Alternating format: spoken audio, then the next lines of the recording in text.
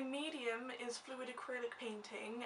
I explore fluidity almost exclusively in my artwork. By adding more fluid pouring medium into my acrylic paint, I can just experiment with colour dynamics and theory and like the way that the colours are interacting on the page with colour harmonies, and it's just really where I explore and express myself as an artist. So one of the most important pieces of my creative process, the colour palettes that I choose.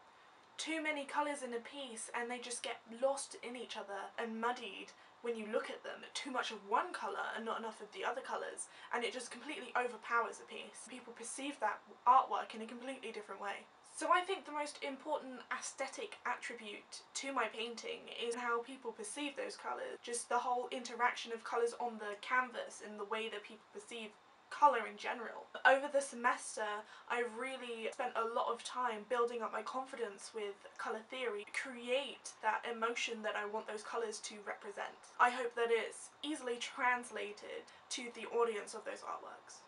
So I usually present my artwork on a wall. Ideally I would love to exhibit my paintings the way that they were made, flat, and I would love for the viewers, the spectators of the artwork, to be able to walk on top of them.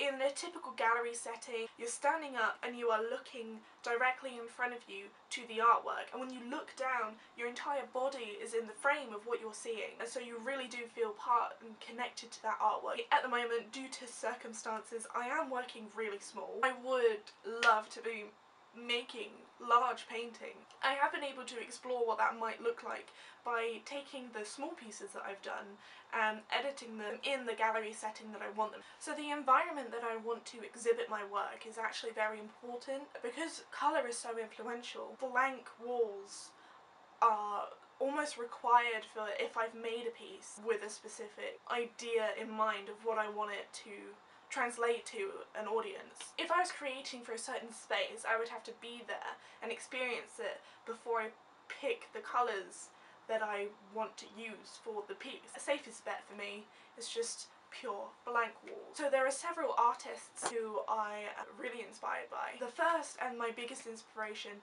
is Callan Schwab. He is an abstract expressionist artist from Canada. He uses a lot of the same processes and materials that I do.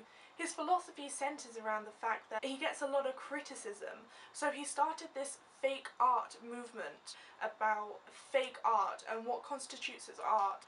A lot of his exhibitions are actually live performances of him creating that artwork. Another contemporary artist that I'm really inspired by is Mark Chadwick. Chadwick has created some amazing portraiture with fluid art. He made me realise that I can explore any aspect that I want to.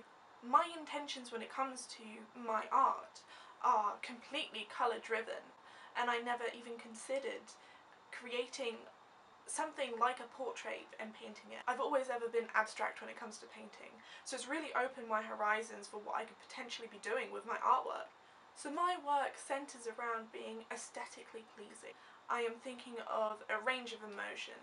Relaxed, happy, calming. In all honesty, I use my painting as a form of therapy for myself. I would really love that to be translated to my audience. I want people to look at it and feel calm and feel relaxed. So really I've done a lot of research when it comes to colour psychology and colour therapy.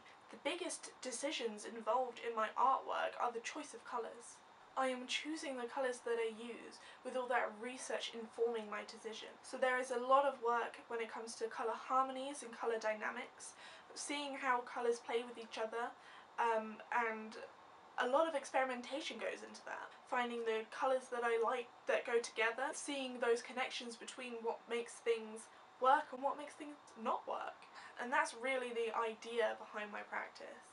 Only recently have I been looking at form and shape in more of a 3D sense. I've been looking intensely at those things on a 2D surface. Really the next stage of my progression is raising those things in a third dimension, and those 3D forms which I'm just beginning to bring in, how I can use those to express myself and how I can translate that expression to the audience.